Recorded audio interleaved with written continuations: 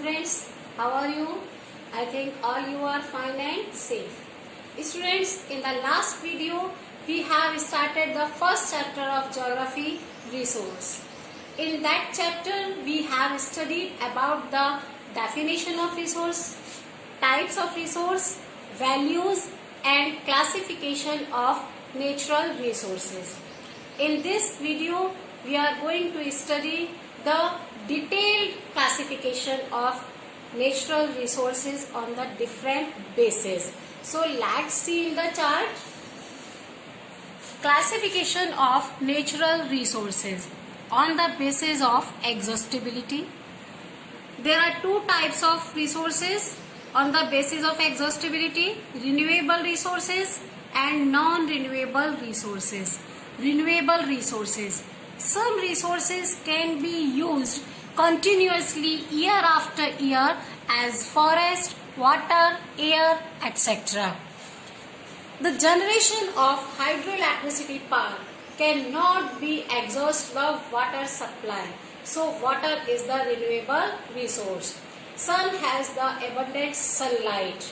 So sunlight, air, water, these are the renewable resource. क्योंकि हम इन्हें एक बार यूज करने के बाद बार बार यूज कर सकते हैं.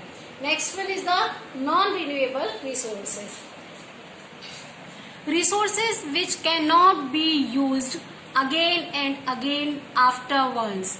For example, oil, coal, petrol, gas, etc. Jin resources को एक बार यूज करने के बाद हम दोबारा यूज नहीं कर सकते, वो टोटली एग्जॉस्ट हो जाती हैं, खत्म हो जाती हैं, वो होती हैं non renewable resources. Now on the basis of origin there are two types of resources: biotic resources and abiotic resources. Biotic resources, these are considered as the living organism. They are obtained from biosphere. What is biosphere? A narrow zone of the hydrosphere, lithosphere and atmosphere is called the biosphere. यानी biosphere वो narrow zone है जिसमें तीनों spheres होते हैं. Hydrosphere means sphere of water, atmosphere is the sphere of air and lithosphere is the sphere of earth. तीनों spheres life के लिए जरूरी हैं और ये स्फीयर केवल बायोस्फीयर्स में होती हैं. That's why the life is possible only on the biosphere. Now we can see what are the example of biosphere. Forest and their products, crops, birds, micro organism, animals, fish, other marine life, human being, etc. They are renewable and non-renewable both.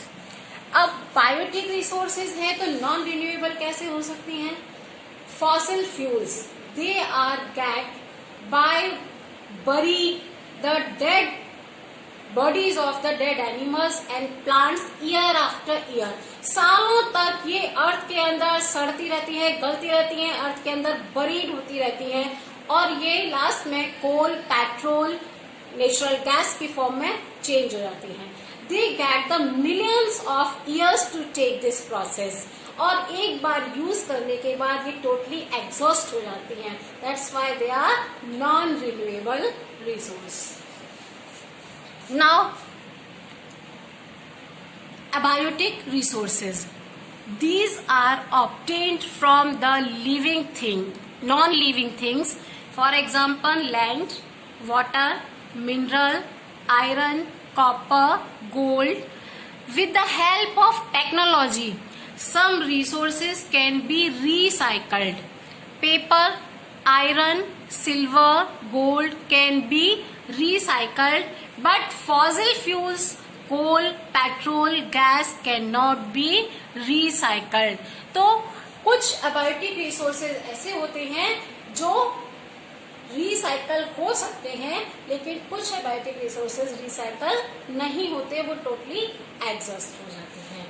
Now on the basis of the development there are 4 types of natural resources on this base: potential resources, actual or developed resources, stock resources, reserve resources, potential resources. These resources are available in a particular region and can be utilized in future. The exact quantity and quality of these resources are unknown. To use these resources, we need advanced technology. For example, uranium in Ladakh. अब लद्दाख में हमें पता है कि uranium है और बहुत मात्रा में है, but we can not use it because due to the lack of technology we can not use it. May be it will be use in the future. तो ये रिसोर्स कहलाते हैं पोटेंशियल रिसोर्सेज, जिनके बारे में हमें एग्जैक्ट नहीं पता होता. हमारे यहाँ है, ये पता है, but we can not use them. Next one, actual or developed resources means they are useful at present time. Their exact quantity and quality is surveyed by the technology. With the help of technology, we dig out these resources. जिन resources को हमें पता है कि ये resources हैं और present में हम उन्हें यूज कर रहे हैं, these are called actual resources.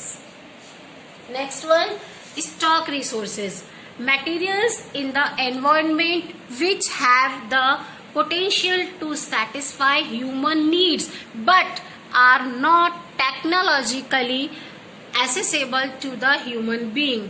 For example, H2O is the combination of hydrogen and oxygen.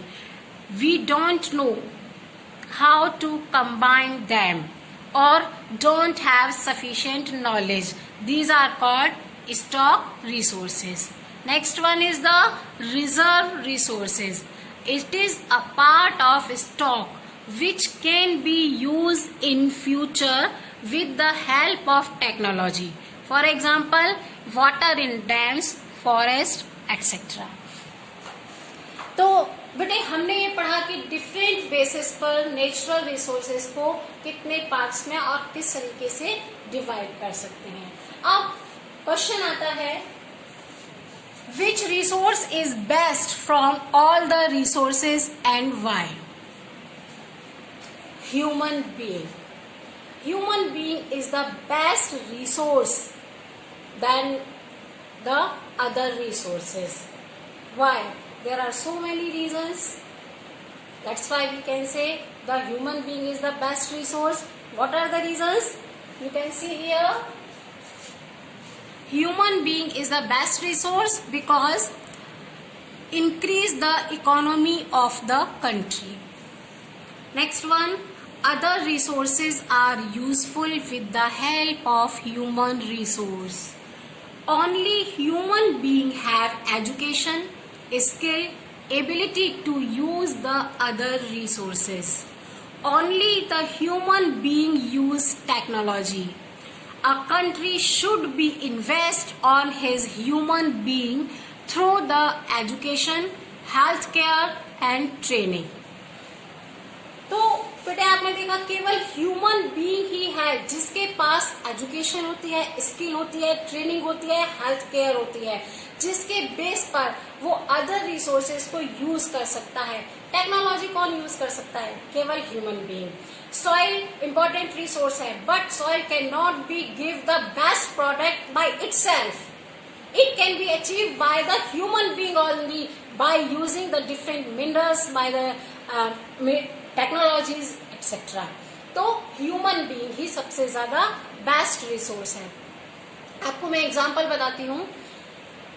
Japan एक डेवलप्ड कंट्री में आता है और जापान सबसे ज्यादा इन्वेस्ट करता है अपने ह्यूमन रिसोर्स पर, उसकी स्किल पर, उसकी एजुकेशन पर, उसकी टेक्नोलॉजी पर. जिस देश की पॉपुलेशन जितनी ज्यादा एजुकेटेड, स्किल, हेल्थ अवेयर होगी, हेल्दी होगी, वो कंट्री उतना ही ज्यादा डेवलप करेगा, क्योंकि अदर रिसोर्सेज को ह्यूमन बीइंग ही यूज कर रहे हैं. बच्चों मैं आपको एक बात बता दूं कि 2025 तक इंडिया में सबसे ज्यादा यूथ होंगे, सबसे ज्यादा युवा इंडिया में होंगे। भारत एक युवा देश कहलाएगा, युवाओं का देश कहलाएगा। और जिस देश के युवा जितने ज्यादा एजुकेटेड होते हैं, हेल्थफुल होते हैं, हेल्थ केयर वाले होते हैं, अवेयर होते हैं, अपने रिसोर्सेज को बेस्ट यूज कर सकते हैं, उस कंट्री को तरक्की करने से कोई नहीं रोक सकता। Next, last and next topic of this chapter is sustainable development. Sustainable development, it means the development should take place without damaging the environment. It should not affect the needs of future generation. Means we should use the natural resources in such a way that we can fulfill our needs and save for the future generation. It is called sustainable development. Now, how can we use our natural resources that we save it for the future generation? कैसे हम use कर सकते हैं इनको?